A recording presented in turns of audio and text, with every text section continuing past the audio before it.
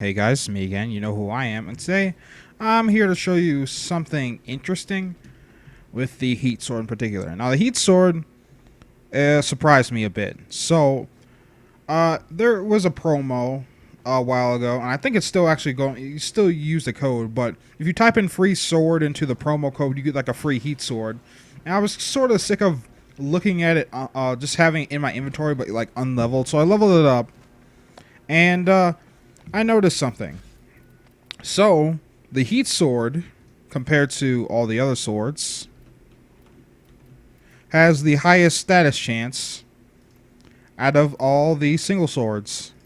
This having a base 20%. Most of them have like 10%, and the only one that comes close is the plasma sword, which has 15% crit and status chance, but it's really, really slow. To top it all off, it's really not a bad weapon after I started like using it and I got a build for it.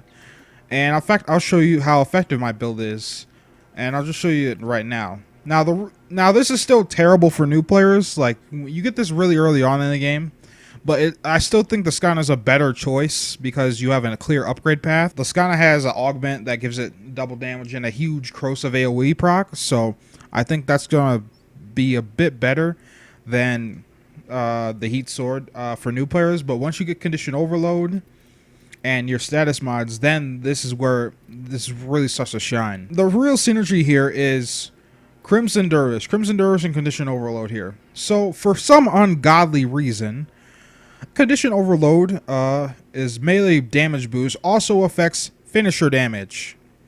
And Crimson Dervish has a finisher combo. I'm probably going to put like another forma or two on this just to get my last slot here.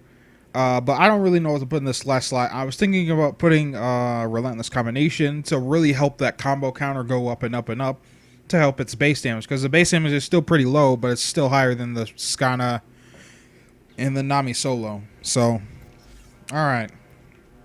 Let me just show you how effective this is.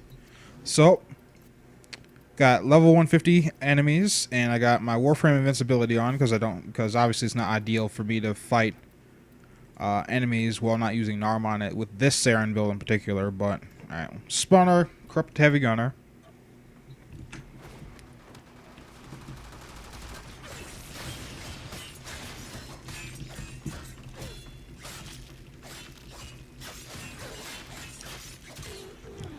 And that was really only like 2 combos, which is nice.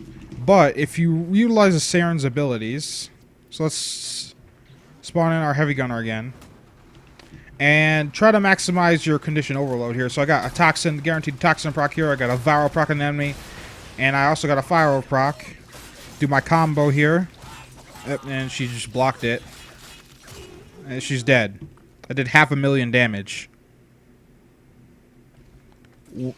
Why do... I don't understand why condition overload works with finishers, but... oh well, I guess. And it really makes the heat sword sort of shine here. And even without the finisher, so I'm just going to do the EEE combo. It's not terrible when you proc a bunch of status on it, because it does have, like I said, the highest status chance of all the swords. And it's doing not bad damage. It's...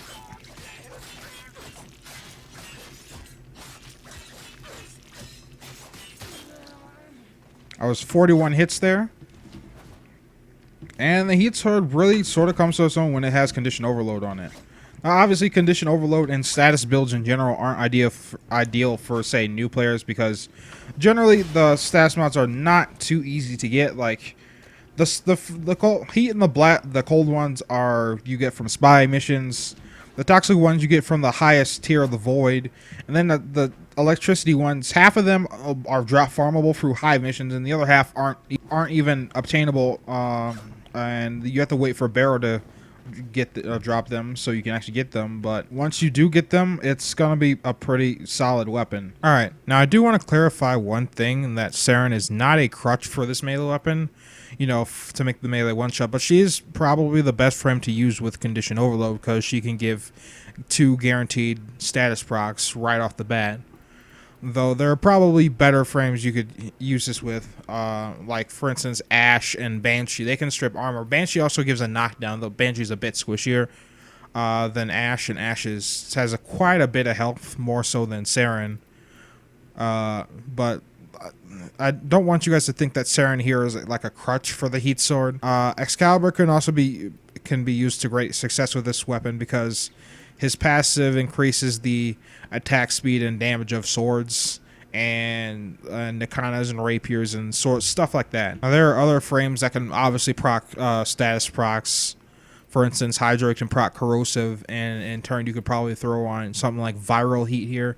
Have Hydra here proc corrosive from his corroding barrage augment, and that will give you a lot of CC AoE there. And on top of that, that'll let you set up that huge amount of burst damage from the condition overload and the finisher.